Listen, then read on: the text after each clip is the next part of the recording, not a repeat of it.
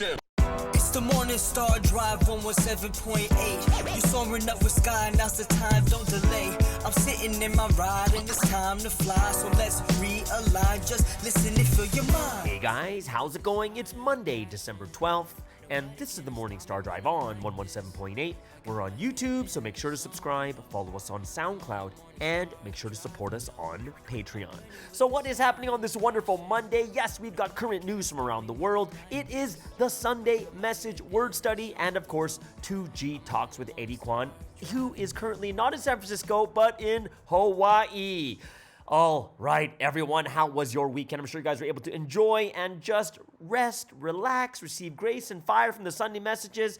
And now it's Monday again, and we can restart another amazing week together with the Lord. So this week's Sunday message, since He is Spirit, which is God, He uses a body and makes salvation history of the time period. And then the second title is John the Baptist in the New Testament came in the Shimjung and mission of Elijah, who was said to come from the Old Testament.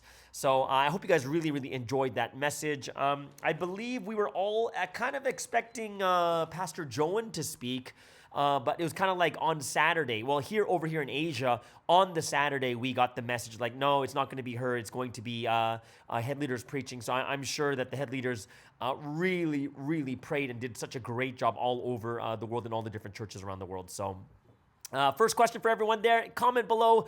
What did you guys do on the weekend? Anything special? Anything that you thought to yourself like, oh man, this is what happened over the weekend to me. I thought this was very, very interesting. For myself, the biggest thing I did was just booking flights. I finally got all my flights booked for going to, I got all my flights booked going to, for my parents coming here. So I bought the tickets from like Malaysia to Vietnam to Thailand, down to Bali, and then back up to Malaysia. And so I got all those flights booked up. Now it's just a matter of getting the hotels booked. So I'm looking, I'm going to probably be spending another couple of hours today working on the hotels and stuff too. But I'm super grateful and thankful. Ton of people out there that are helping me out with that also. Yeah, so going over the plans with my parents, kind of exciting, just planning a vacation trip, right? And it's more exciting. I'm going to tell you guys why it's more exciting, because it's not my money. My parents sent over a budget, hey, yeah, try to make it within this budget. I was like, all right, cool. So I've been the plane tickets wasn't even half plane tickets are cheap over here. Tickets for 3 adults to Malaysia, to Vietnam, to Thailand, to Bali, back all the way over here to Malaysia. It's super cheap here. So if you guys ever thought about going vacation, traveling around, this Southeast Asia is cheap, and I think it's one of the best places and cheapest place to go to. Everywhere we're going, even hotels are dirt cheap too. So partly because it's my parents' money and stuff like that too, but because I want the best for my parents. And the cool thing is my mom's birthday is on January 20th. So I will be celebrating her birthday in Thailand. So that's going to be kind of cool also. So I really want them to enjoy this trip. I don't want anything to be bare bones. It's got to be somewhat luxury in some places too. So I am looking forward to this. And I think it's going to be one of their last times to be able to travel this much in a 3-week period. So I hope that they're going to enjoy this as much as possible. So that's kind of what the biggest thing I did on the weekend. I wish I played a little bit more sports, but I am exercising every day too. I did, even on Sunday I exercise after Sunday service too, but I look forward to it. Okay, I had a very interesting conversation, right? So I had a very interesting conversation with one of the head leaders in Malaysia, and very, very close to them. And I talked to them about the speed of sermon delivery. And because they were asking me feedback, what's one thing I could fix? And I was like, maybe it's just more variation in speed, and I would like you to speak faster. And then they're like, you want me to speak faster? I was like, yeah, I actually want you to speak faster, not the whole sermon, but just in some areas. And we had this really interesting conversation about more about the thinking of members, right? That's the thing that kind of sparked my brain right here, because it's always members asking, speak more slowly, speak more clearly, speak more slowly, right? And I thought to myself is that really what members want? Is that really what they want? I was like, of course it's what they want, because that's what they're saying in their feedback. But let me tell you guys something, right? In life, whether it's with your bosses or whether it's with your, anything else, how often do you request for them to speak slower? Unless, of course, they're like blazing fast. But when I listen to sermons, none of them are blazing fast. They're actually really, like for me, I'm thinking it's way too slow. I'm talking mainly in English, right? Korean, Chinese, whatever that, for that, I don't mind it, right? Because I don't know the culture of the language of like Chinese and Korean. Like, I don't know how fast they want it. But for me, when it comes to English, like even the way I speak right now is really fast. Right? So people say that I speak really fast. However, they say I speak clearly so they can understand all the words that I'm saying, right? So here's the thing. Everyone out there, no one's really saying to me, hey, Pastor Sky, on your podcast, you're speaking way too fast. Like they don't. I've never heard that. And people, whenever I ask people, am I speaking too fast? They're like, well, you're very clear. So, I don't mind because I'm listening to a podcast and I don't want it to be too slow. And people are like, they're okay with my speed, which is, I'm going to say 3 times faster than most sermon deliveries I've heard, okay? So what am I really trying to say here, all right? So I think, I don't think people really want the sermons to be slower. I don't think so. That's just my feeling. And the reason why they request for sermon deliverers to speak more slowly is because that's what Sunsteam said. You know what I mean? It's like, it's not like it's kind of like we're policing. It's not what we really want. We're policing the sermons because Sunsteam said this. We're telling all the sermon deliverers to do it like that. You know what I mean? So here's the thing. People would rather listen to a lecture, like a 30 lessons lecture, than they would a sermon. Because lectures are more natural. They're fast, they're slow, they go high and low. It's very, very, like even this podcast, some points I'm speaking really, really fast, and some points I'm making the point very clear that I want you to understand this, right? And this is kind of like regular, normal speech or like what a good speaker would do, right? And in I'm not saying the sermon should be common everyday speech, but one thing I do think that a lot of listeners get stuck in the trap of is policing the sermon because Sunsteam said so, all right? And, that's kind of what my feeling is, right? You guys can tell me what you guys think too, but I know in regular everyday life, no one is complaining how fast or how slow. Like, people complain more about how slow. And when people complain about someone speaking really fast, it's because they speak so fast and they can, they mumble their words. But if someone speaks fast and they're very clear about it, people understand. And they'll go with it, like, okay, boom, boom, boom, right? And like, if you guys really think about Pastor Joan, do you think she speaks slow? No way. No one complains about Pastor Joan, right? Pastor Joan speaks fast, very fast at times. She does. No one complains about it. So here's the thing. Why won't people complain about Pastor Joan, but yet they'll complain about their own head leaders? Isn't that kind of weird, don't you think? Isn't that kind of like hypocritical or double-sided, like a double standard? Oh, that's Pastor Joan, so she can do whatever she wants. And no, it shouldn't be like that.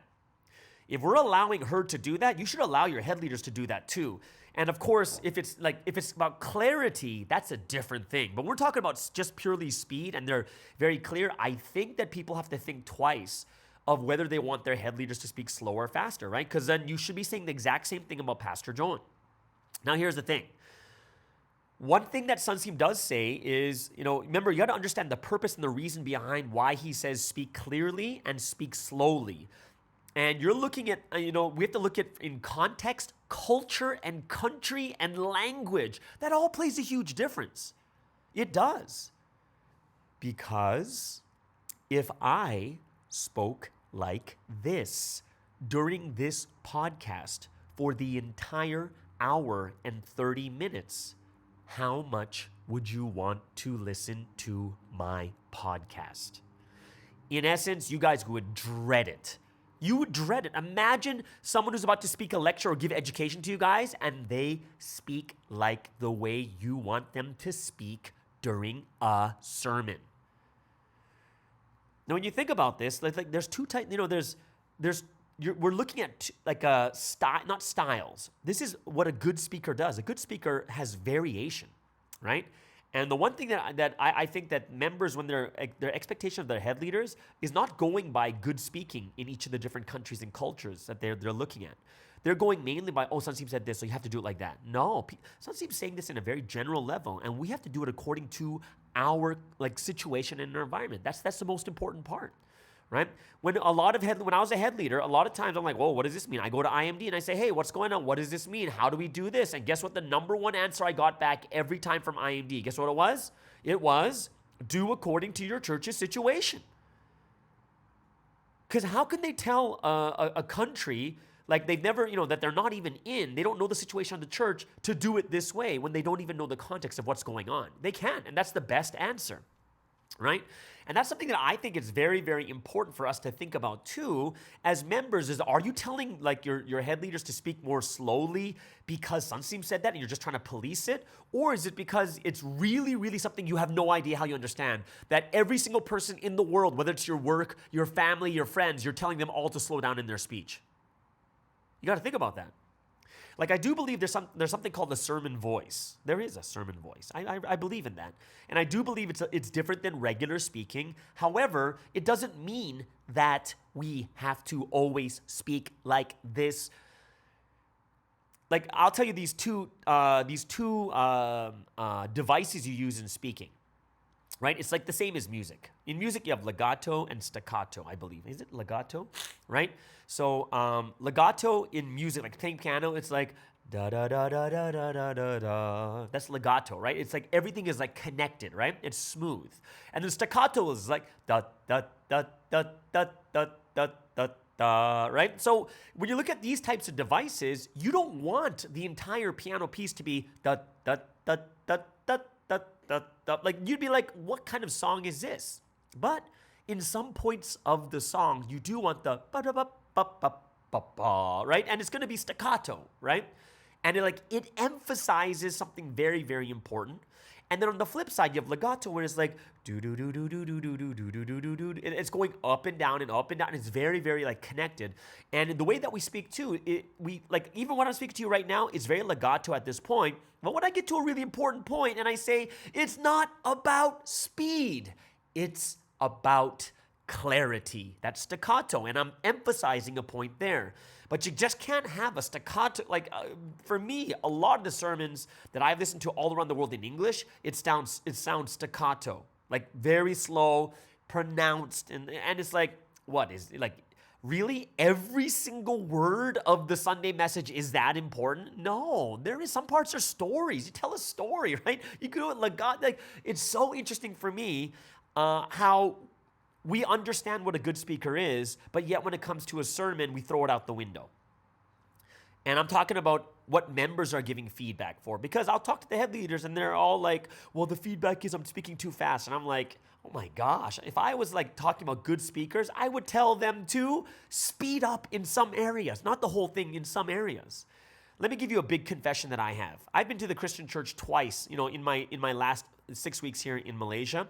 And I find the Christian speakers far better than Providence speakers, like far better. The way they speak, how natural it is, how they emphasize points, the variation in speed and tone and key, they're just so good, right? They're that good. I find them way better speakers than what we have in Providence. The type of speakers we're raising in Providence, for me, is like, man, if people spoke like this in those large groups, they would not hold the crowd. No way.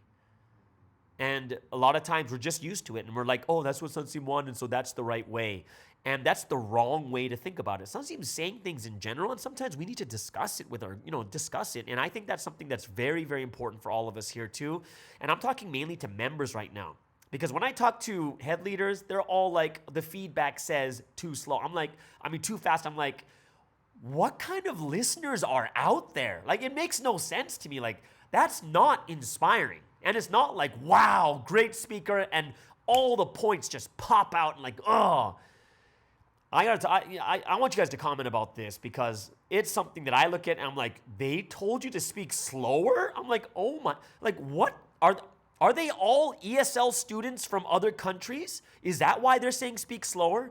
Because I remember one time when I was speaking in America, crazy part was the Koreans who don't have English as the first language tell me to speak slower, and the Americans and Westerners say, that was so good. That's what I found I was like, yeah, that's what it is. The Koreans who don't speak English as first language, they'll say to me, speak slower, but it's the Americans and the Westerners that say, I loved it. That's what I was like, I can feel it more. And that's something that I want you guys to comment about, because I think it's really, really important. either way, I went off on this. I shouldn't have, but I want you guys to, I probably talked about this for like 10 minutes, but either way, I'll continue. I'll digress and I'll continue on. Poll, best, the weakest point of your church when it comes to evangelism, and it looks like we're on the last day of it. Very, very, very interesting. So I'm going to compare it now because this is the last day that we're doing this poll. I'm going to compare it to the last week's poll of what is your best evangelism skill? And we'll go from 1 to 5. So last week, the number one evangelism, 2 weeks ago, the number one evangelism skill that people said they have was taking care of people or managing, right? Which is this week and, last week in this week's message, all right? However, interesting thing is, it was number 2 as the number 2 biggest problem in churches, right? So we see there's something interesting there. And another thing that was interesting is the number 2 thing that people said that they were really good at, which was bringing people, is actually the number 1 thing that people said was wrong with their churches, right? So you look at it, it's very interesting. The top 2 things that people said they were really, really good at are the top 2 things people say are the biggest problems in the church. Now, am I saying these people are lying? Absolutely not. All I'm saying is it's possible that these are the people that are actually doing most of the work, and there's a lot of other people that are not doing it, right? But isn't it interesting how the biggest discrepancy is like a lot of people like who listen to this channel might be all leaders, right? Possibly, but their number 1 and number 2 of what they're good at is the number 1 and number 2 of what the churches are really weak at, and I thought that was quite interesting also. Tomorrow we will have Provi in the Media. I didn't do it last week, but I will do it Provi in the Media this week for sure. All right. Some cool channel comments from this week. There's YG over there in Japan. He had a great, I like this comment. He said, leaders have to be part of the solution. Members have to be part of the solution. Totally agree on these points. We are all responsible for taking part to make the church a community we want to go to. Each one of us matters. You're repeating this message, and it did help me do more in the church. And I thought sharing each other's and situations and praying for each other is a good thing to do too. So great comment from YG over there. Also, there's Yenin.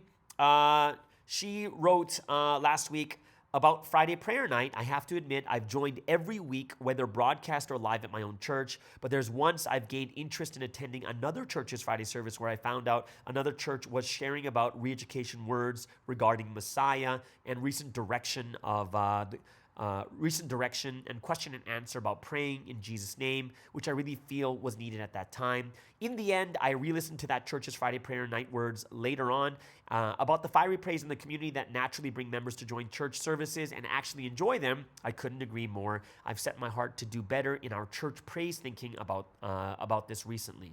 So that's from Yenin. Also from Esther, thanks for all the sharing of your word study. It keeps me thinking and get my mentality straight. Appreciate all the thoughts and sharing. It's valuable to me, and we will be ready for 2023, and we will be willing.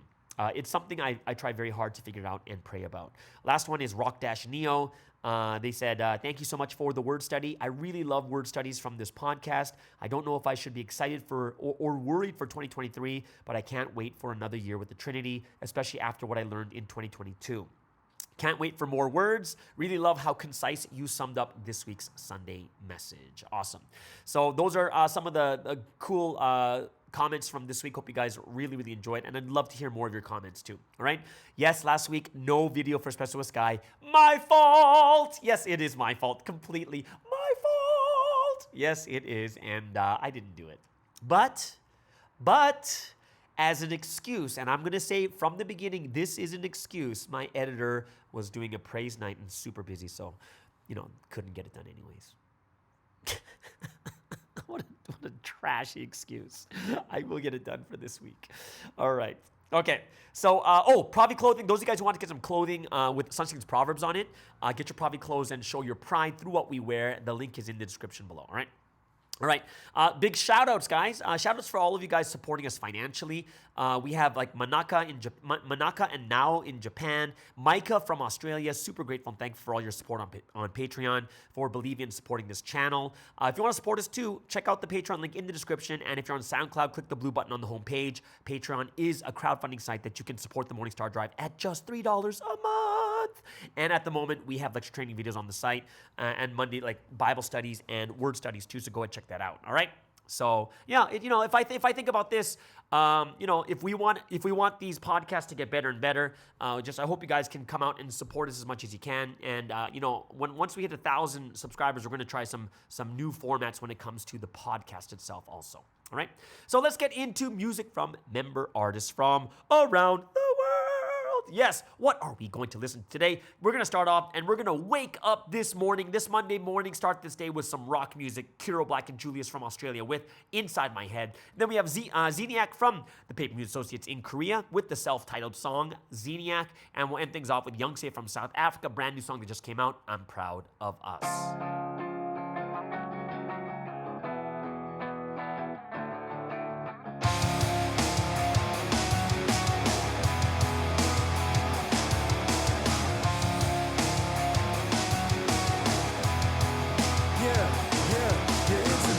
The dead. Society's full of zombies and I'm fighting for survival. It's just me and the voice inside my head, that's my rival. It's peaceful in my city, but I think I'm going psycho. An upside down world where people look down to their idols. Yeah, my mind space is like a hellscape, but planet Earth's a crazy place. So stay in my own world between reality or insanity. The lines are blurred. I don't know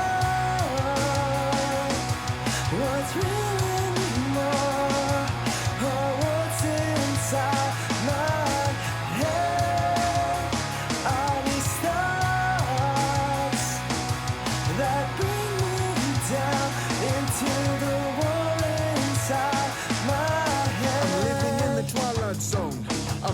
Connected, but at the same time disconnected.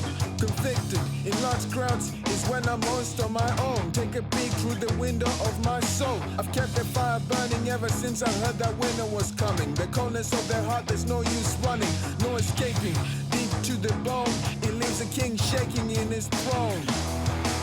Yeah, I don't know what's real.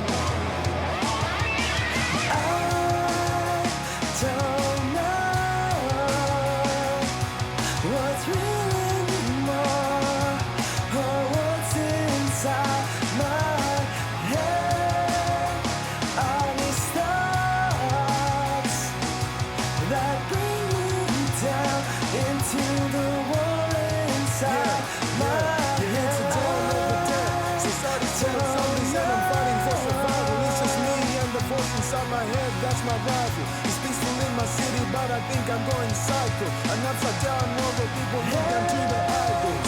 Yeah, my mind space is like a hellscape. But planet Earth's a crazy place. So stay in my own world between reality or insanity. The lines are blurred.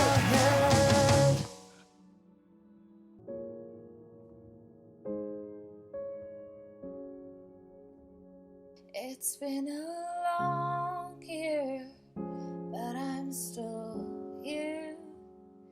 Feels like a long time, had a lot on my mind. Every ghost that haunted me, in His name I overcame. And I know there were things I wanted to show. There were prayers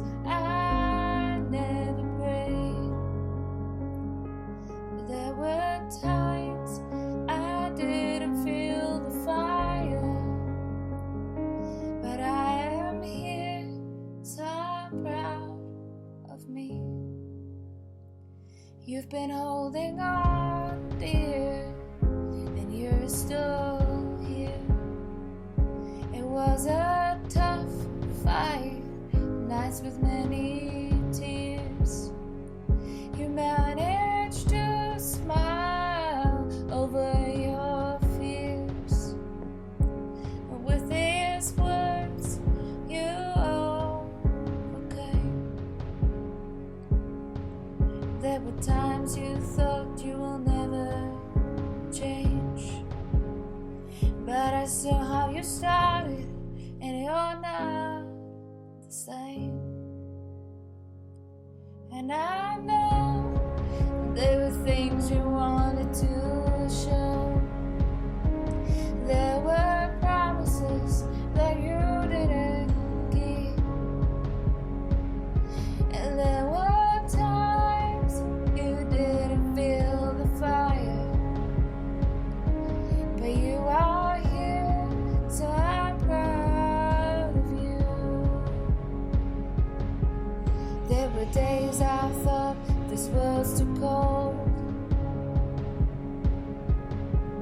but the vision we have never gets old. The dreams of 1,000 years should be told. The dreams of God should be told. And I know there were things you wanted to show. There were promises you didn't keep.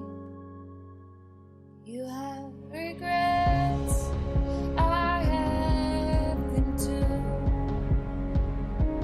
But the purpose we're holding on to, yeah, the purpose we're holding on to, we're cut out to do.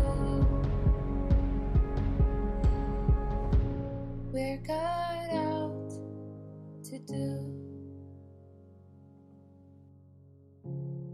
And that was Youngse from South Africa with I'm Proud of Us. What a great, inspiring song. Before that, Zeniac from PMA in Korea with the self-titled song Zeniac. And of course, feature artist today, that is Kiro Black and Julius from Australia with Inside My Head. All right, so let's get into some news going on around the world. What have we missed over the weekend? And as brides of this history, one of our responsibilities to pray for this world. And in order for us to pray for this world, we need to know what is going on. So let's start off with news going on with Russia and the Ukraine. And the U.S. says Iran now Russia's top military backer. Russia and Iran's relationship has warmed to a fully fledged defense partnership, the U.S. has said. Russia is giving an unprecedented level of military support, says U.S. National Security Council spokesman John Kirby. The U.S. has seen reports that the two countries are considering joint production of lethal drones, he added. It comes after Ukraine accused Iran, actually it's not called Iran, it's Iran, right? Accused Iran of supplying Russia with kamikaze drones used in deadly attacks on October 17th, which Tehran initially denied. The Middle Eastern country later admitted sending Moscow a limited number of drones many months before the war. And in response, Ukraine's President Zelensky said this was a lie and that many more Iranian drones were being used. The Ukrainian Air Force said it downed 10 of 15 such drones used to attack southern regions in the early hours of Saturday. The strikes left more than 1.5 million people without power in Odessa. Mr. Zelensky said in his evening address, adding it could take days for electricity to be restored. Earlier, Australia announced it was sanctioning 3 Iranians and 1 Iranian business for supplying Russia with drones to use against Ukraine. Speaking on Friday, Mr. Kirby said that a partnership between Iran and Russia to produce drones would be harmful to Ukraine, Iran's neighbors, and the international community. Russia is seeking to collaborate with Iran in areas like weapons development and training, he said, adding that the U.S. fears that Russia intended to provide Iran with advanced military components, including helicopters and air defense systems. Iran has become Russia's top military backer, he said. Russia's been using Iranian drones to strike energy infrastructure, depriving millions of Ukrainians of power, heat, critical services, and people in Ukraine today are actually dying as a result of Iran's actions. In response to Kirby's comments, UK Foreign Secretary James Cleverly said that Iran had become one of Russia's main military supporters and that the relationship between them was threatening global security. So that is one of the big things that is popping up right now. But also in other developments when it comes to the U.S. and Iran, the Russia and Ukraine. Russia has turned the Ukrainian city of Bakhmut into burnt ruins, Zelensky says, following months of deadly fighting in the eastern Donbas region. The UN says Belarus will allow the transit of Ukrainian grain through its territory for export from Lithuanian ports. And the head of Ukrainian human rights organization that was jointly awarded this year's Nobel Peace Prize, Oleksandra Matvichuk of the Center of Civil Liberties, has called on nations to set up an international tribunal to try Russian President Putin for Russia's war in Ukraine. Russian human rights activist Yan Rachinsky from the organization Memorial, which was also awarded this year's accolade, has told the BBC he was ordered to turn down the prize by Russian authorities. The International Olympic Committee says it will explore a proposal to allow athletes from Russia and Belarus to take part in sporting events in Asia, despite an international ban. So that's kind of what has happened over the weekend with Russia and the Ukraine. This is it, guys. Every single week, we're getting another volcano eruption. So this is a big sign for all of us. In Chile, like Latin America, Chile volcano alert issued after a Lascar rumbles to life. Chilean officials have put a safety warning in place after a volcano sent an eruptive column 6,000 meters into the sky. Lascar volcano, which sits in the Andes, rumbled into action on Saturday, triggering minor earth tremors. No damage in the surrounding areas has so far been reported, but an initial green warning was raised to yellow. Chile's National Geology and Mining Service defines yellow as meaning a volcano is unstable. The classification also means experts are monitoring a site for minor explosions and appearances of smoke, according to the National Geology and Mining Service. Residents of Talabre, Antofagasta, a small town less than 12 kilometers from the volcano, first noticed some activity at around midday. And despite the giant cloud of smoke that Lascar emitted, comprising of volcanic ash and hot gases, no homes are thought to have been damaged, and authorities have set up a no-entry perimeter 5 kilometers from the volcano's crater. Lascar, in the north of the country, is 70 kilometers from San Pedro de Atacama, a popular tourist destination for trekking and visits to the Atacama Desert, the driest place on Earth. So that is something we got to pray for. That's kind of crazy. Another volcano erupting. This is like 3 or 4 we've already had in the last month. So something's going on, right? And that's something we really got to pray for. Last but not least, let's go over to Hong Kong as media mogul Jimmy Lai gets over 5 years for fraud. Jimmy Lai, the billionaire Hong Kong media tycoon, has been sentenced to almost 6 years in prison for fraud. A judge said Lai, found guilty of illegally subletting office space in October, felt no remorse. Isn't that crazy? Illegally subletting office space, and he's getting 5 years for that? That doesn't make any sense. The 75-year-old recently served time for taking part in a banned vigil last year for victims of China's 1989 Tiananmen Square massacre. His son stressed it was disappointing the UK was not doing more to help Lai, who holds British nationality. And in a separate statement, Sebastian Lai said his father has done nothing wrong and had already spent time in prison for standing up for human rights. Lai faces the prospect of life behind bars due to a separate trial on national security charges, and those proceedings had been due to begin on December 1st, but were postponed at the request of Hong Kong leader John Lee Ka-chiu. That sounds like Pikachu, but it's Lee Ka-chiu, right? China has enforced its wide-ranging national security law on the city of Hong Kong, making it easier to prosecute protesters. The law has led to the arrest of many prominent democracy activists. Hong Kong, a former British colony, returned to China's rule in 1997, and as well as being sentenced to 5 years and 9 months, Lai was fined at 2 million Hong Kong dollars, which comes to roughly about $250,000 US dollars. Jimmy Lai has been in custody since December 2020, and on Thursday he celebrated his 75th birthday in prison. And under the national security law, he could face the rest of his life in jail. He had long been considered the #1 target of the Beijing imposed law, but that case has not even begun yet.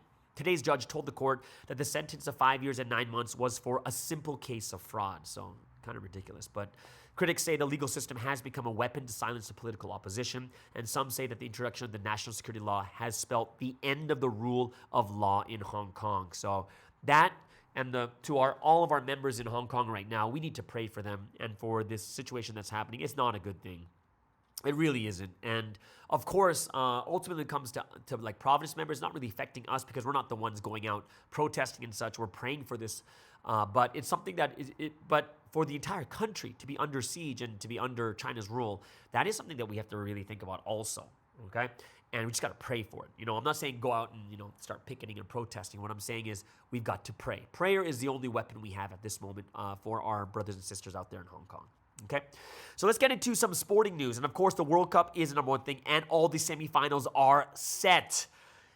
And there are some crazy games happen over the weekend. So after Saturday's matches, we have 2 full days off before the first semifinal game, which is Argentina versus Croatia. And that Croatia game versus Brazil was nuts. It was nuts. Both of the games on Friday, oh my goodness. Both went to penalty kicks. I couldn't believe it. So Argentina, who did they defeat? Argentina defeated Netherlands. That went to penalty kicks. Argentina beats them, I think, like 4-2 or something like that. And then Croatia beats Brazil in penalty kicks. Man, so that was incredible watching those games. I didn't even watch. I just saw the highlights. But on Saturday, the second tilt, oh my gosh, that was nuts too. Right? So I know that France beat England, I think it was 2-1. And there was a missed penalty kick by Harry Kane. If he hit the penalty, they would have gone to overtime or whatever it was. But because he missed it, it stayed at 2-1, and France moves on. Morocco, crazy game. First African nation to advance to the World Cup semifinals, and just the third country outside of Europe and South America to reach the semis. Last done by co-host South Korea in 2002 and by the United States in the inaugural 1930 edition. So this is only the third time ever. France are the first defending champions to reach the semis since Brazil did so in 1998, where they eventually lost in the finals to France, right? And with his, and then Messi, oh my gosh, with his goal against the Netherlands, he tied fellow legend Gabriel Batistuta for most World Cup goals by an Argentine, which is at 10. And Croatia, they joined Germany as the teams with the most penalty shootout wins without a loss in World Cup history, both with 4-0 in shootouts. Morocco, man, hey, unbelievable, right? Historic run, sends Portugal packing, and Ronaldo goes home, probably his last World Cup ever in his life. And what Morocco have done in this World Cup is nothing short of a miracle, right? They had Croatia and Belgium, and they beat Belgium, and it was Morocco and Croatia going up. And they've, changed their coach just months before the tournament. They were simply hoping for a run to the round of 16, and they're in the semifinals. Wow. 1-0 against Portugal. Just incredible and amazing. A lot of people rooting for this Cinderella team. And I'm looking forward to these semifinals. Was it France versus, what did I say before? It was France versus Morocco and Argentina versus Croatia. And everyone's going to say, Morocco has no chance against France, the defending champions, but I hope they win. I hope Morocco wins. And then Argentina, Croatia, I don't really care about those teams. So it doesn't matter to me. I know a lot of people are like, oh, Messi, it's going to be his last World Cup. It doesn't matter to me. I'm not a big Messi fan. Either way. Number 2, big night for college football. The Heisman Trophy was given to USC quarterback Caleb Williams. And, basically 14 months ago, Caleb Williams, freshman backup at Oklahoma, right? And then he becomes a starter, and now this 20-year-old is a Heisman Trophy winner. Man, he just destroyed everyone else in it. He had 544 first-place votes. His 2,031 points easily beat out all the rest of the group. It wasn't even close. So big congratulations to Caleb Williams.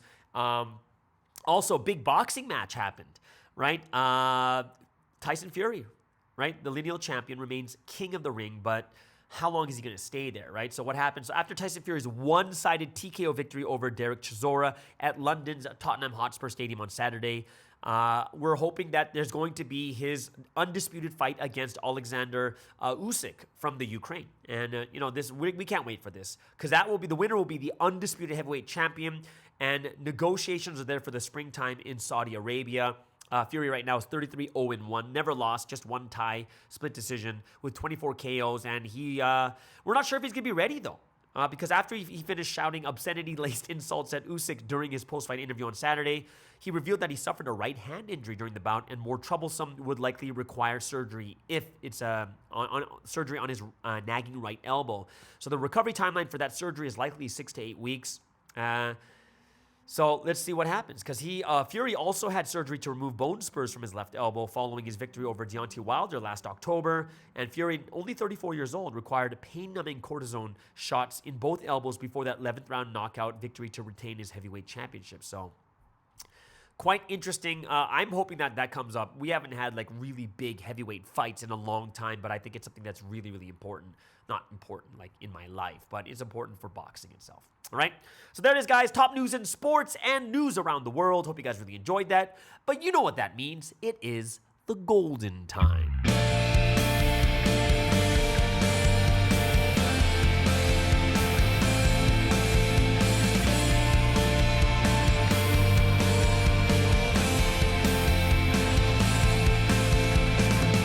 Yes, it is the golden time, a time of praise and worship to the Holy Trinity. Hope everyone here is looking forward to giving glory to God and the Holy Spirit. So, what are we going to praise and worship today? We're going to start off with His Will and then Connection, and we'll break things down with an oldie but a goodie, Blind Love. So, as one body of the Morning Star Drive, let's spend this time giving praise, honor, and glory to the Holy Trinity.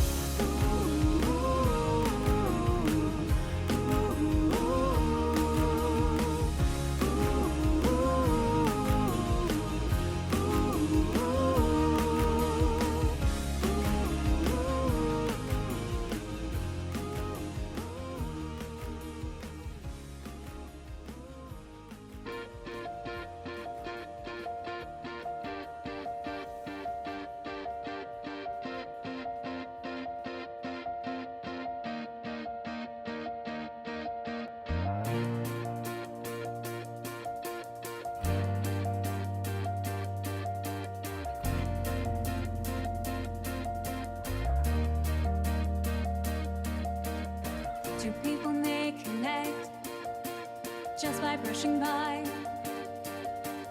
But if skin brushes skin, will they just merely connect?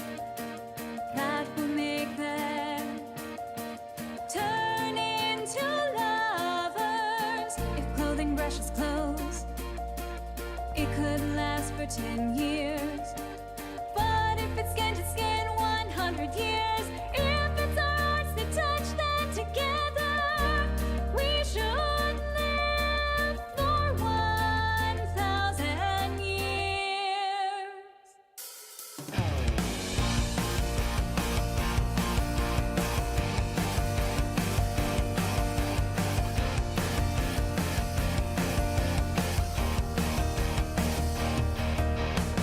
Two people may connect just by brushing by. But if skin brushes skin, will they just merely connect? That will make them turn into lovers. If clothing brushes clothes, it could last for 10 years. But if it's skin to skin, 100 years. If it's our hearts that touch them together, we should live for 1,000 years. So then, if we are brushed by God, how many years should we remain by His side, living together? Years aren't enough to measure. We must live forever, tied to each other, always together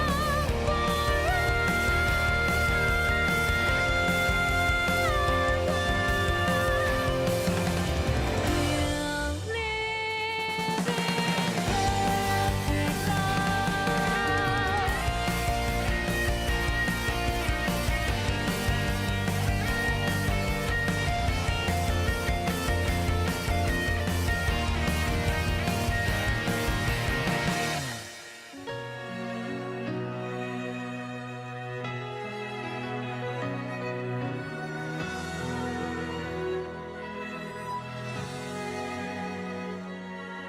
There is nothing I can see, though it's right in front of me. Blinded with love for the Lord, I can see nothing but my Lord. I love you, Lord. No matter what hardships I face, it is all right with me. I only look to the Lord. I have become a fool for the Lord, truly. I'm a fool who knows only the Lord. I love you, Lord, with all this heart of mine. I love you, Lord, my love, my dear Lord. Blazing brightly like the sun with the love of the Lord. My tears just cannot stop flowing from my eyes. I love you, Lord, with all this heart of mine. I love you, Lord, my love, my dear Lord. I am happy, truly happy, blinded by the Lord's love, unchanging from the start to eternity. I love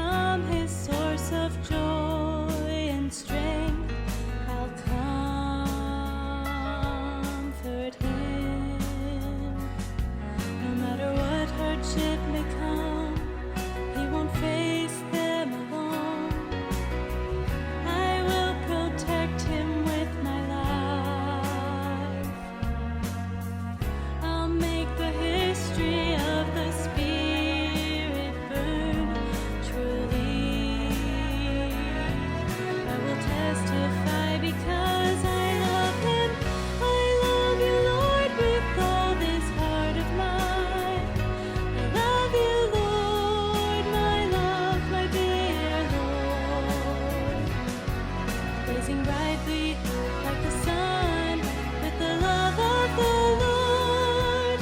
And as the golden city is before my eyes, I love you, Lord, with all this heart of mine. I love you, Lord, my love, my dear Lord. Lord, you raised me, and I raptured by the power of your love. Surrounded by your love, I'm truly happy, Lord. I love you. I love you. I love you.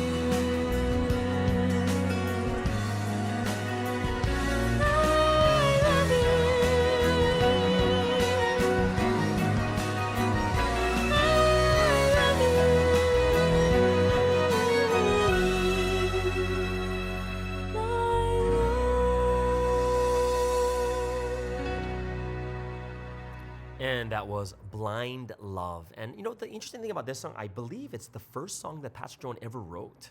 I think this is the very, very first one she wrote. It was really, really inspiring too. I don't even, you know what? I can't even remember what the reason was behind it.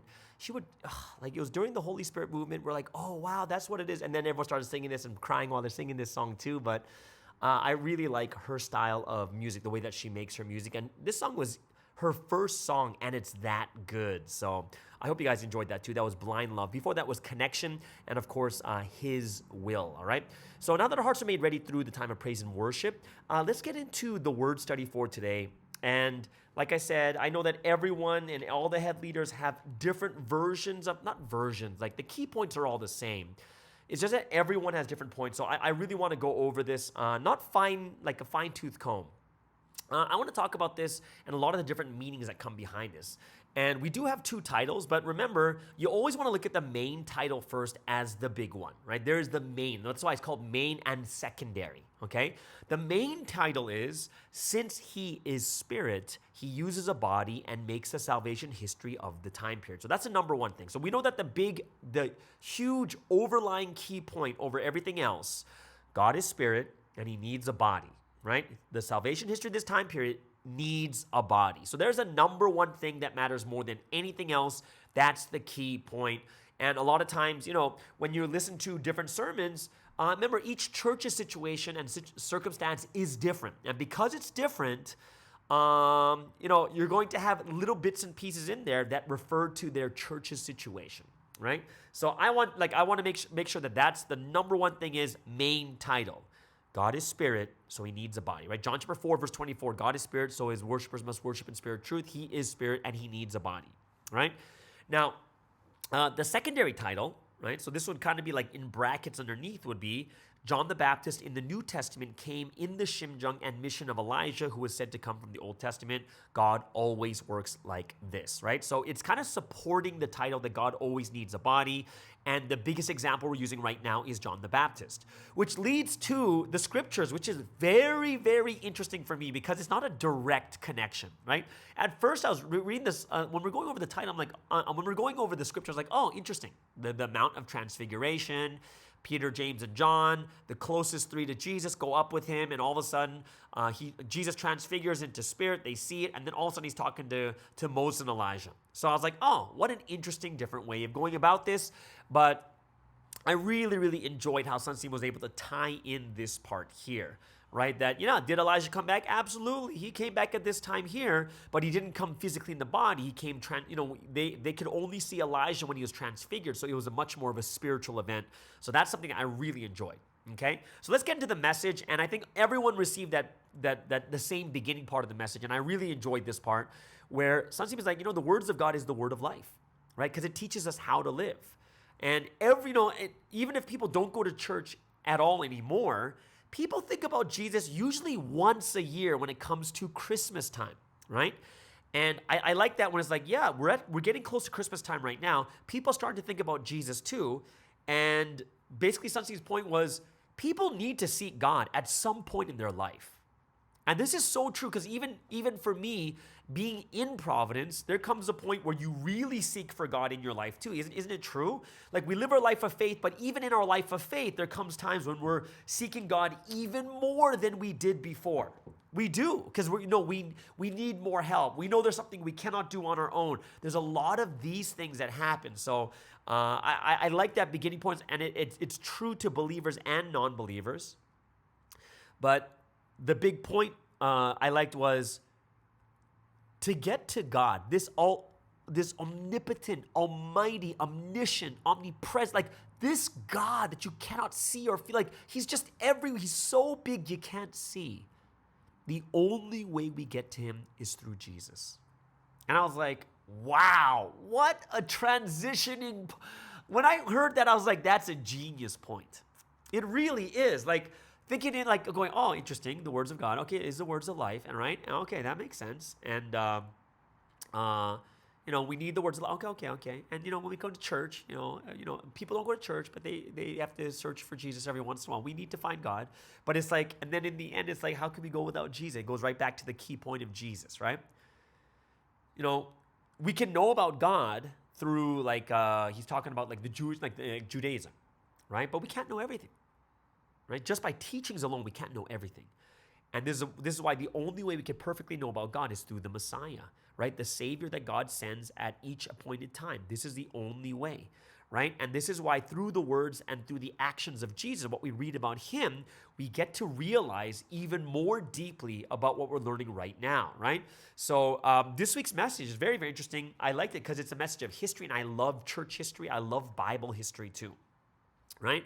Yeah, it's such an amazing thing to have Bible history, to understand that really well, to understand context, environment, like why was this given? Why was this talked about? Why did Jesus say this, right? And, remember when I told you before, when you look at context and historical evidence, when like people were asking, why did King Herod, like, why was he so like in fear of Jesus that he'd send troops to kill babies in Bethlehem? Like, why would he be so freaked out? And I talked before about the historical value back then was King Herod was in charge, like he ruled the Jews, but he wasn't a Jew himself, and he was someone who wanted so desperately for the Jews to really love him, and he would build synagogues, he would lower their taxes, he would do everything so everyone would say, oh, this is someone we accept as our leader. But he also knew that because he wasn't a Jew, he would never be the king of the Jews, right? He'd never be the king of these people. They would never love him that much.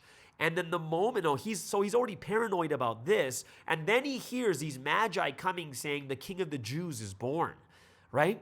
And this freaked him out even more. In that paranoid state, he does something so extreme, right? So when you know the history behind it, you're like, oh, that's what's going on. And you begin to realize the situations that all of these people were going through, and it makes a lot more sense, right? So this week's message, because it's about history, one of the biggest things we know is God always does things in the perfect and right time, right? We know it. When it comes to numbers and time, 4,000 years of the Old Testament history can split into 2,000. Adam to Noah, 1,600 years. Noah to Abraham, 400. That's 2,000 years. Abraham to Malachi, 1,600 years. Malachi to Jesus, 400 years. So there's another 2,000 years, 4,000. Then you have from Jesus to Martin Luther, which is 1,600 years, and then 400 years to Sunsim, right? So we're looking at this, and we look at the historical value in this. There's numbers everywhere, right? Especially the number 40. Well, Old Testament's 40. 40 times 40. 40 times 100. Right? 40 times 100. And then you have like, when you look at the New Testament, it's 40 times, my math is so off right now. Is it 40 times 50? Either way, right? But we have the number 40 popping up everywhere. Noah, 40 days of rain. We have King David, Goliath challenges for 40 days. We have 40 years in the desert of Zin, right? There's a lot of these 40s that keep coming up. Solomon reigned for 40 years. David reigned for 40 years. So a lot of these numbers are very, very important because God is a God of time, right? And that's at a very large scale, but even in small scales too, we have to realize how important time is to us, that even right now, the reason why time is such a big issue that we have to realize right now is a crazy time. We're like 3 weeks away from 2023, and he's been telling us for like the last couple of months, 2023 is a big time. And those of you guys heard like through the message, if your leaders did talk about 2023, it's the time of like a new history is going to begin. It's a new time. But more importantly, for us in this history, it is a time of blessing. That is awesome. We got to hold on tight. We got to pray. We got to get ourselves ready for 2023. We don't know exactly what's going to go on, but if anything else, it is a time of blessing. We really got to get that through our heads. This time we cannot miss. Don't ill prepare. Don't be the ones who think that it's not going to happen in a certain way, this way or that. We have to be ready for this time to happen, right? Don't miss the right time. We don't want to be late to the dance, right? So what happens when we miss it? If we miss the right time, we may never be able to gain what we should have.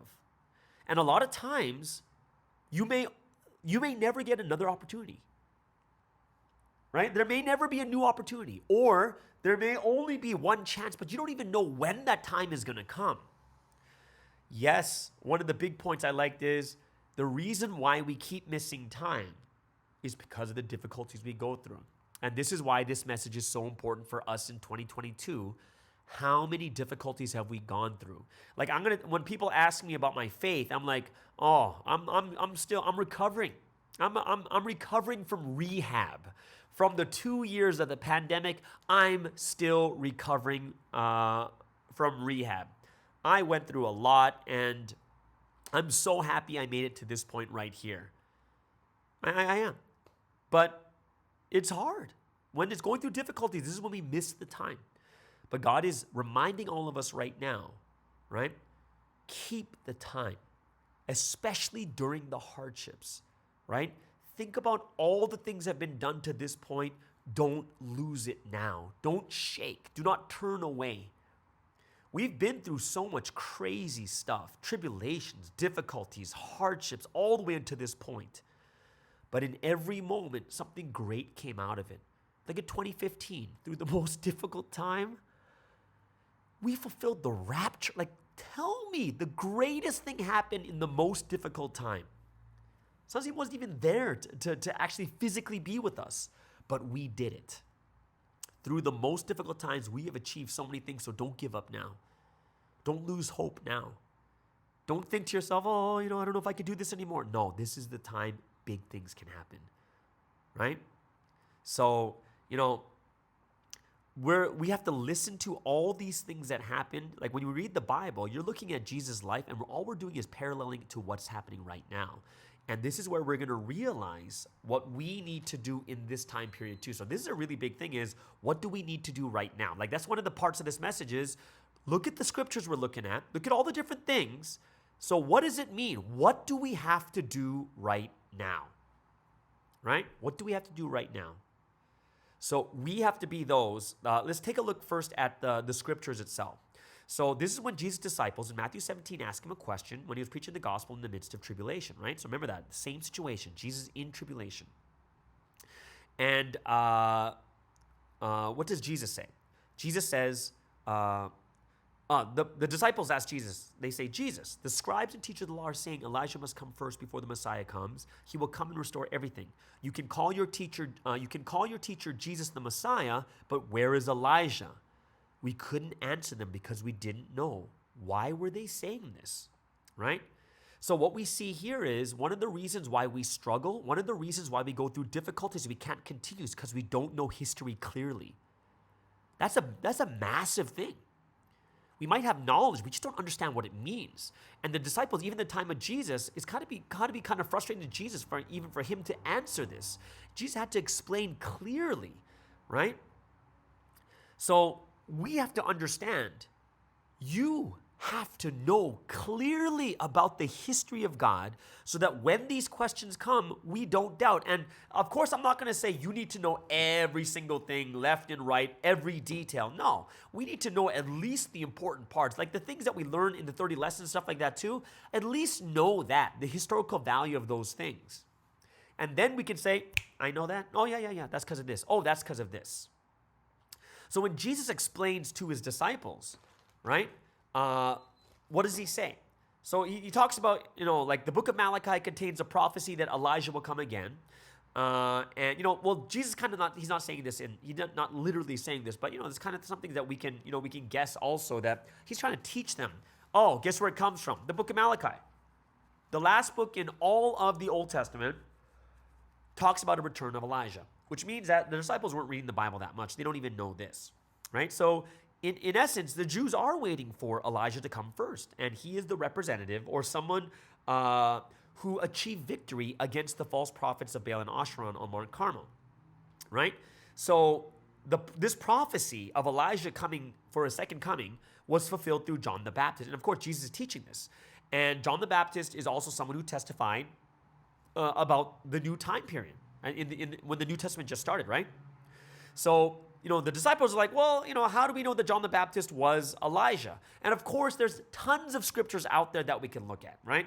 Like, just look at what he did, just as his job. He went out. If you look at Matthew chapter 3, right, he talks about himself that he is the one that goes out, that he says, I'm the witness sent to the person to witness for the person of this time period.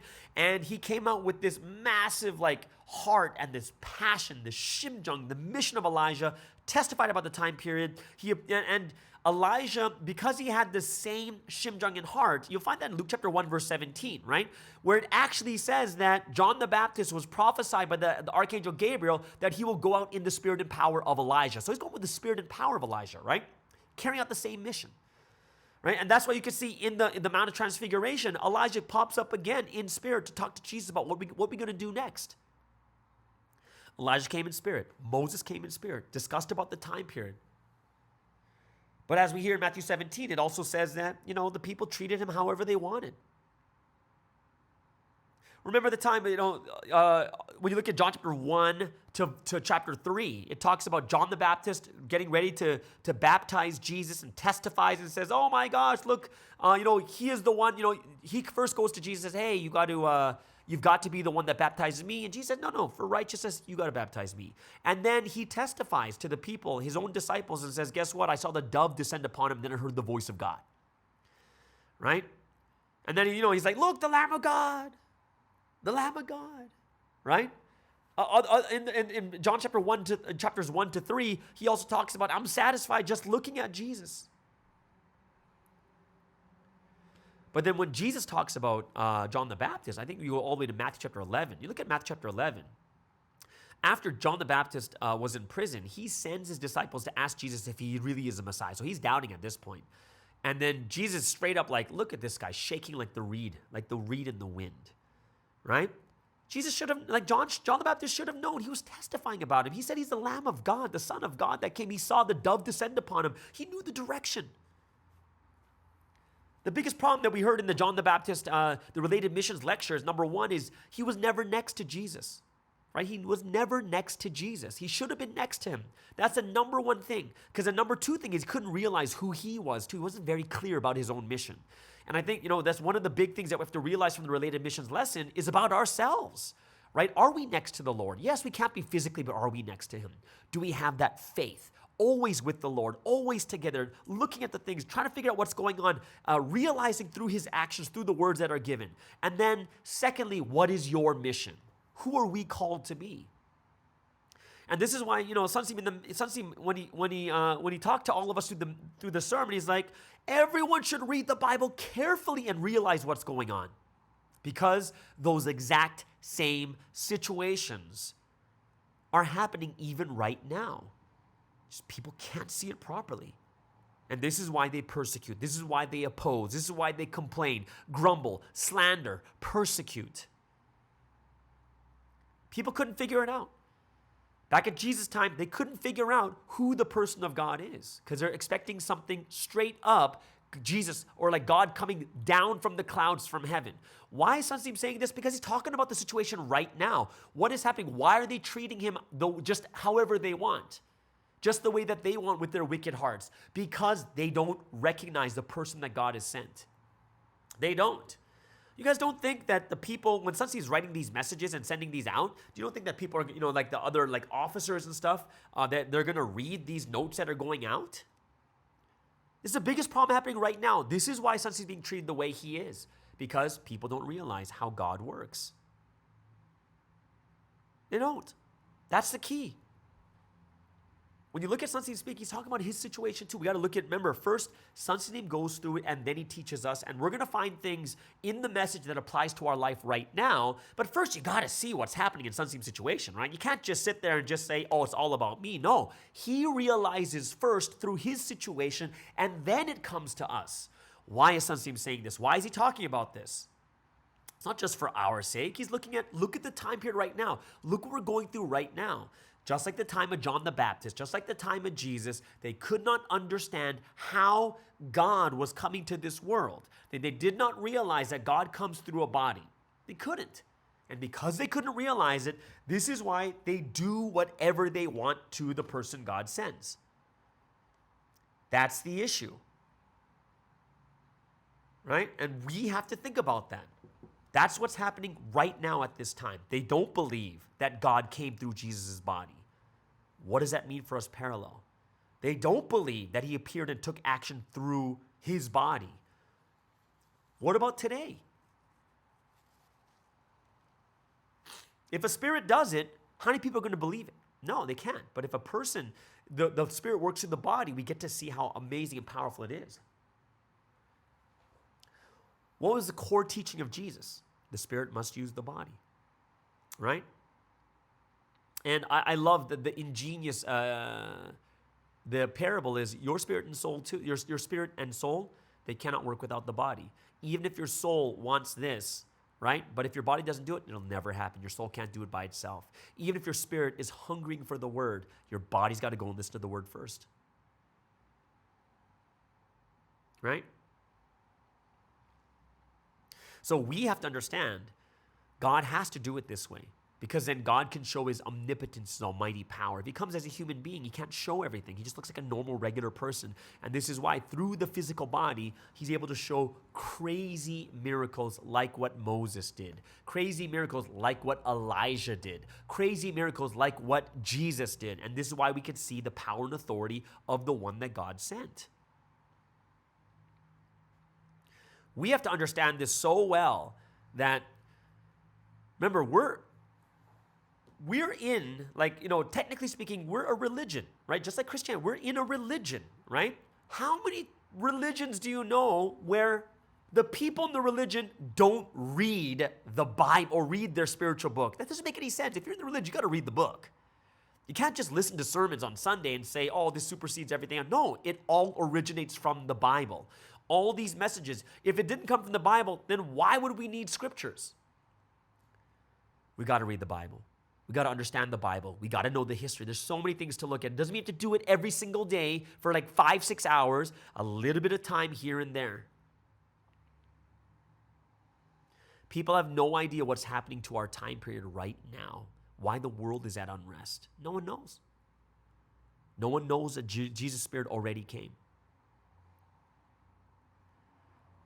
But if they did, they would recognize, well, if you're a spirit, then what can you do? You need a body. Think about it this way. I believe that God and Jesus, they can do all the same things right now without a body. They'll do everything. The problem is, no one would have any clue what's going on and why. They would just think it's coincidence, things that are happening in the world. But if there's a body that they work through that testifies and talks about these things happening, then people are going to recognize it's from God. But if it's just done if it's done without a body and Jesus and God in spirit are just doing all these miracles everywhere, we have no idea that it's God. We're like, I don't know what it means. He needs a body, someone he chooses to make this salvation history. Remember, the person that Jesus uses as his body is only for the physical living people right now at this time. But the head is Jesus, right? And the body is the one that takes action. We center on one head, right? And it's that spiritual aspect we have to understand. It's something that we do have to, we're going to get more clarity as the future moves on with this too. But remember, why is it so important to talk about Elijah and John the Baptist? Because they were remember, every time period has a second coming. The Old Testament has a second coming of Elijah, and the New Testament, or the complete Testament, is going to the New Testament prophesies second coming of Jesus. And the reason why we're talking a lot about John the Baptist and Elijah, because it is the parallel. People couldn't understand that Elijah had already come. They couldn't understand that, so they're stuck. In the same way, look at today. It's comparing this time period also, what we're looking at right now. How does Jesus come? Shimjung and mission. Shimjung and mission. We got to know that. And this is why we have to be those that have to realize this word that deeply. We can't stop halfway. Realize, reflect. God, the Spirit is taking action using a body.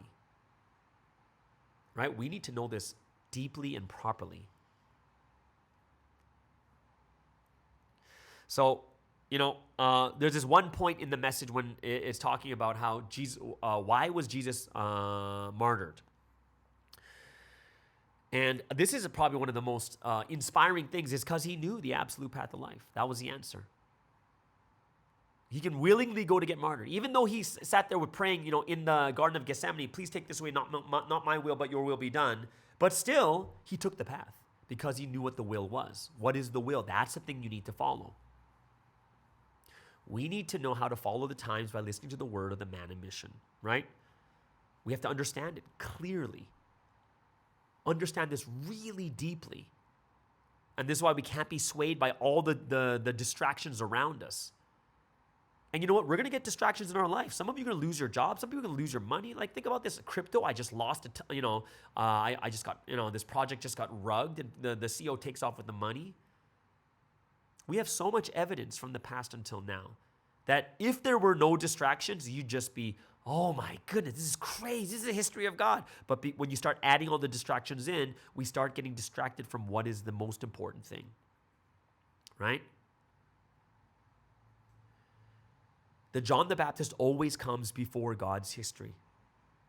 And think about this, even before our Providence history, there was a John the Baptist. And this person did the same thing in their own way.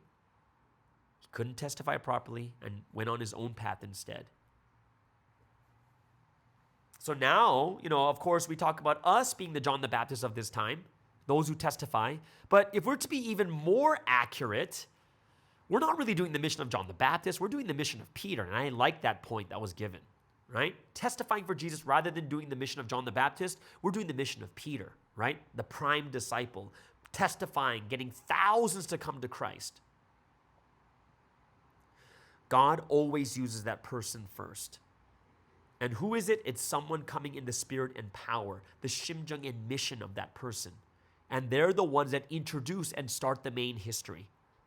And this is a case in every time period, right? This happened always time. That's why we have to be those. This point I thought was so powerful is stop relying on one person to do everything, right? Everyone's just relying on Sunseem to do everything. You're just relying on him. And then when Sunseem's away, we start to rely only on Pastor Joan, right? We got to think about this. Even in your churches, a lot of things that have happened is, I think in the past too, a lot of times we rely only on the head leader. We rely only on the leaders. We rely only on the face stars. Like, there's so many times we just kind of relied heavily on them when we have to realize it's all of us have to be a part of this. It's not about responsibility put onto one person. It's all of us have to take action. All of us have to go and make this history happen, or it's not going to happen at all. Because, there's going to come a point where Sunseem passes away. There's going to be a point where Pastor Joan passes away. Then what? Then what do? We do nothing because we put all our reliance on these people? When we take action, when we testify, when we do what we're supposed to do, this is when God acknowledges us as people who understand the shimjung of the Lord. And this is when God is pleased. This is when God's going to be so happy about us.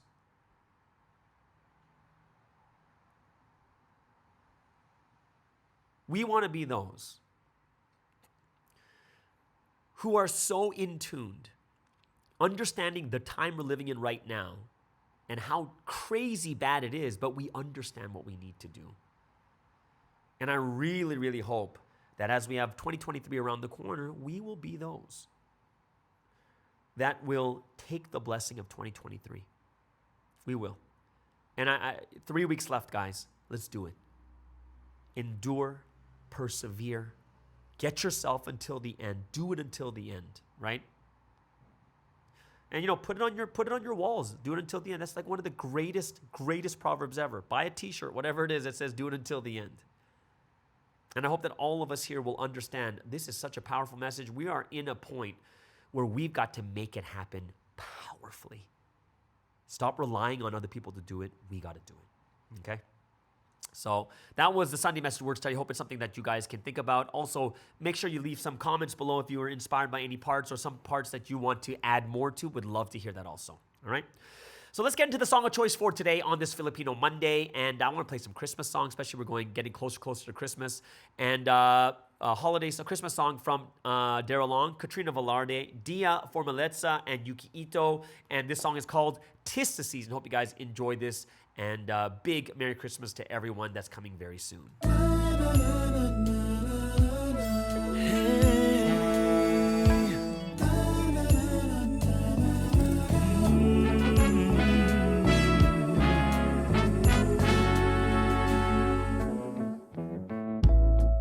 Every day around this time of year, you can't help but reminisce. All the memories come back so clear. Could it always be like this? The smell of pine and lingers. Donny Hathaway sings your favorite song. There's a spirit in the air that is so pure, so warm. As the snow begins to fall again, you know the holidays are upon you. A celebration for you and yours. 'Tis the season to spend your time with friends and loved ones. 'Tis the season To care and show a stranger kindness. 'Tis the season Where our memories made on this Christmas day. Time to decorate the Christmas tree. The family is coming. Prepare the food they like to eat and get the fire going. To celebrate in harmony, remembering and one true meaning. 'tis the season. Spend your time with friends and loved ones. 'Tis the season To care and show a stranger kindness. 'Tis the season Where our memories made on this Christmas day. Time to decorate the Christmas tree. The family is coming. Prepare the food they like to eat and get the fire going. To celebrate in harmony, remembering. Tis the season where we should come together as one. So don't forget we're less fortunate or turn and shy away. Give somebody a reason to have faith when it's gone. When it's gone, so When the best of who you are appears. Tis the season to spend your time with friends and spend your time. tis the season to care.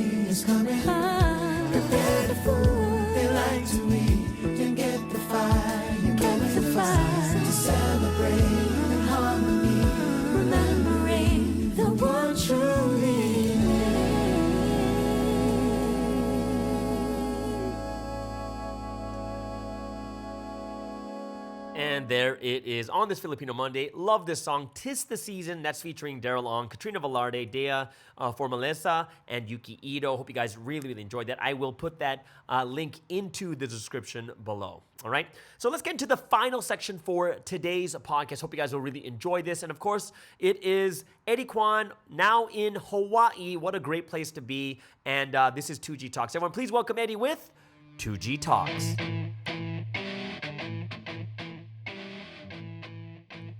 Hello everyone all across the world. Hope you're having a great start to your Monday, and that with this recording of 2G Talks that you're able to go full force into whatever it is that you're doing this week too.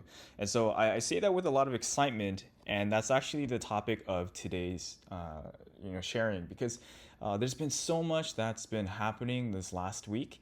And it's interesting because the more that I'm taking action, I've recently had reason to reconnect with people who I haven't really seen in a very long time.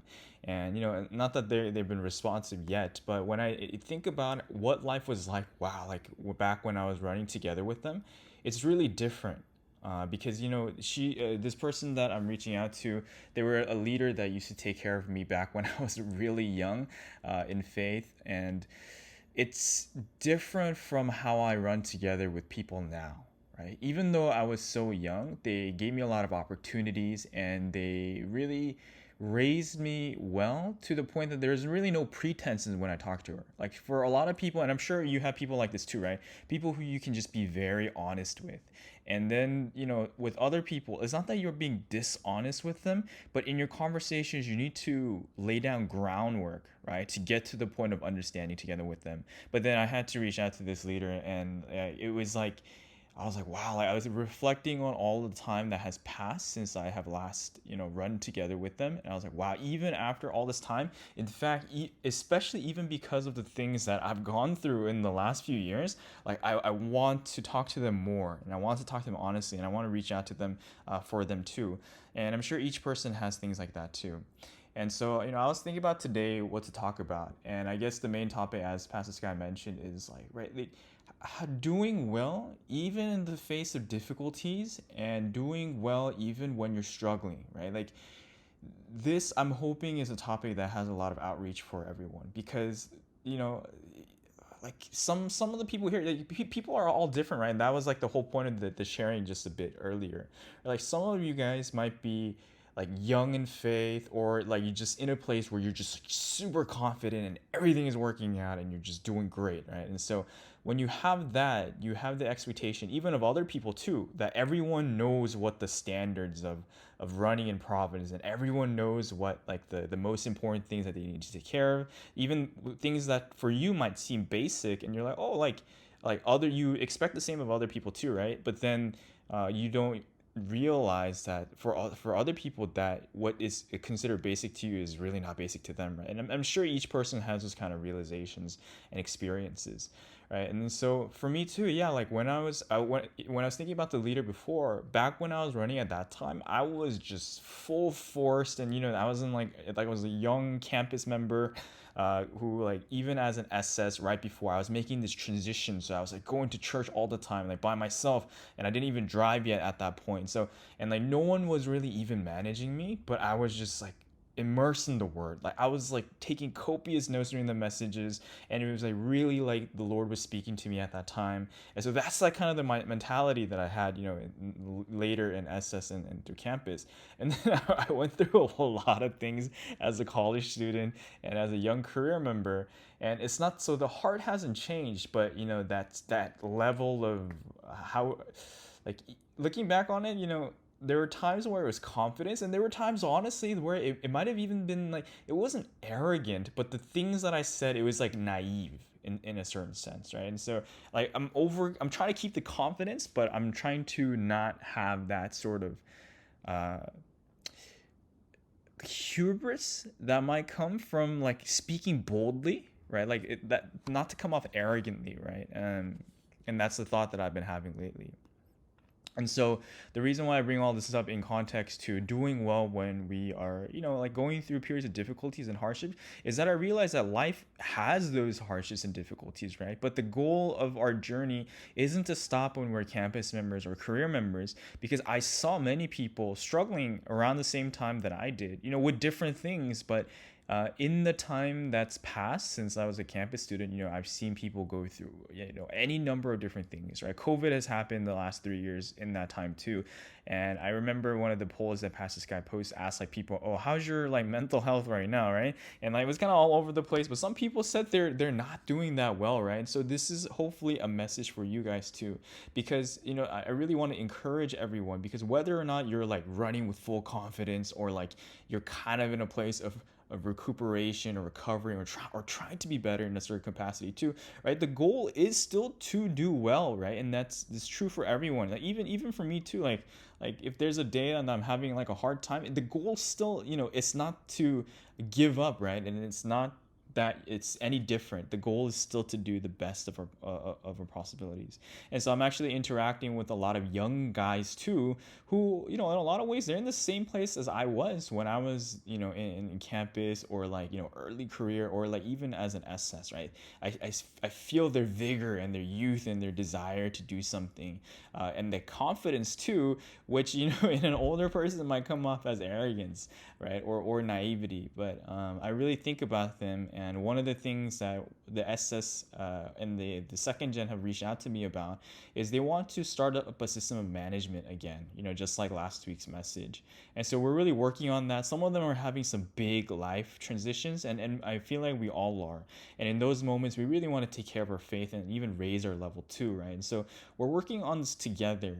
And one of the most interesting things for second generation have been like Bible study, right? Not just in learning the word, but in teaching the word as a second gen. It's like it's unique. And I was thinking about this with the guys, because I was like, okay, what is the goal of Bible study for us, right? And it's interesting because when I think, because I have a lot of friends who are, people who were evangelized to this history and like came here by learning the word, and they were born in the world, and so their life becomes providence in that way, and they have this like sort of theoretical understanding from like knowing the word.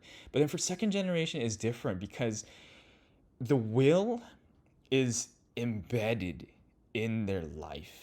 And sometimes like the word might not like be the thing that like convinces them in their mind, that convicts them in their heart.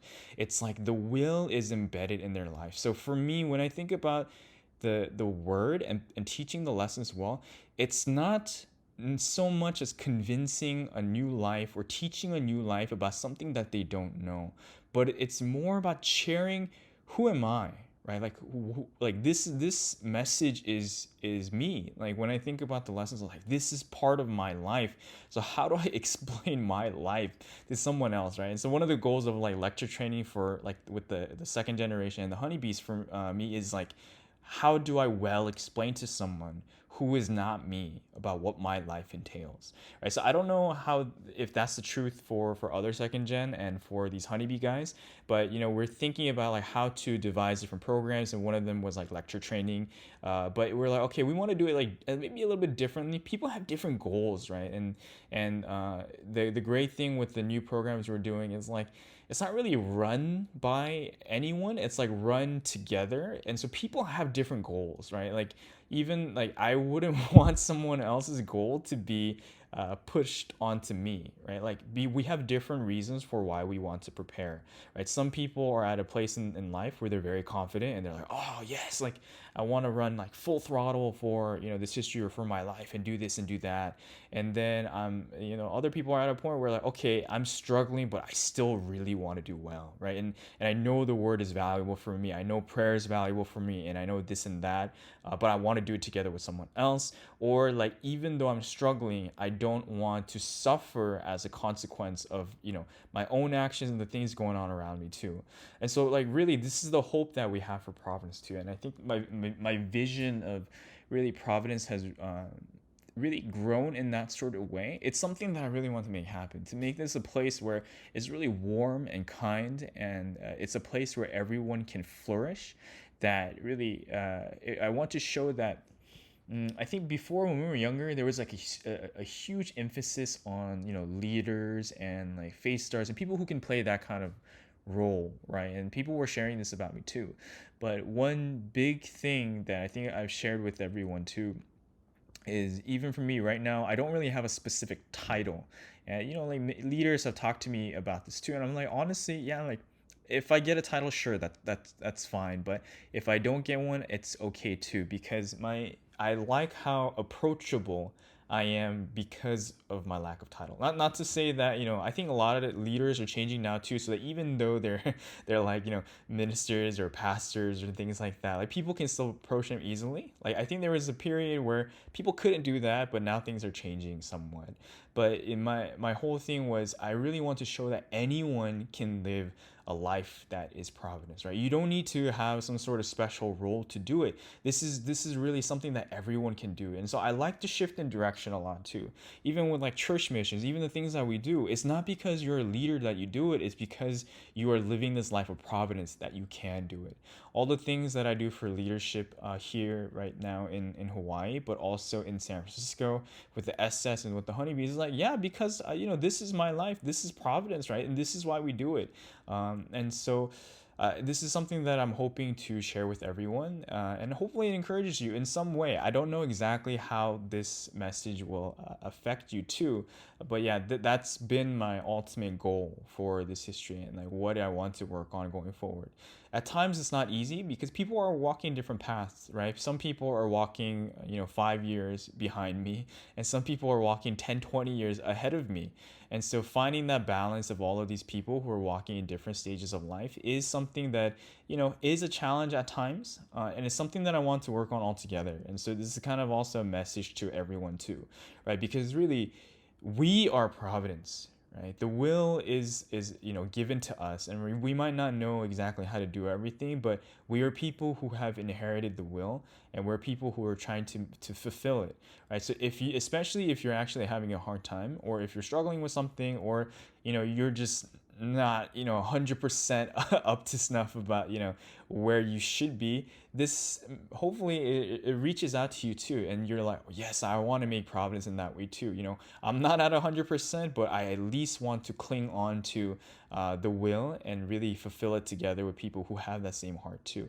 So let's really encourage each other, and I think especially when you yourself are going through something, the message about encouraging others, about managing others well, it reaches out to you a lot too.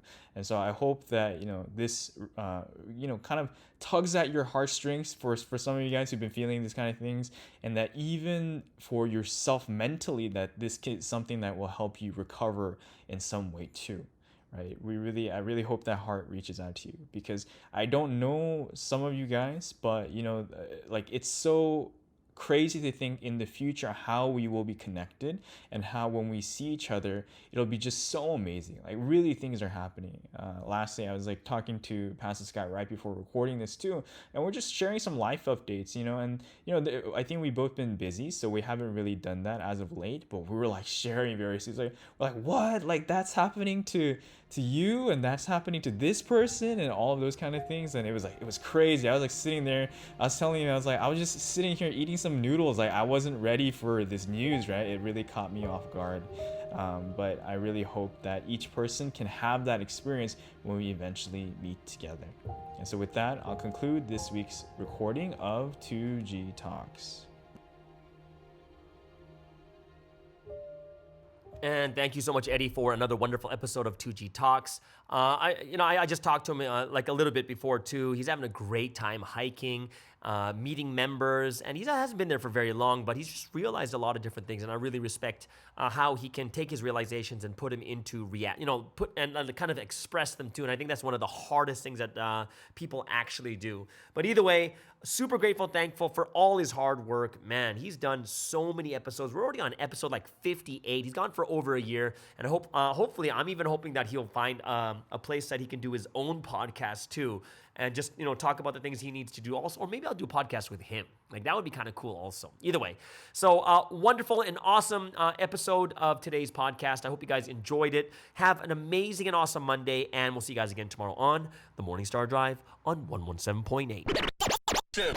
It's the Morning Star Drive 117.8. You soaring up with sky, now's the time, don't delay. I'm sitting in my ride and it's time to fly, so let's realign. Just listen and feel your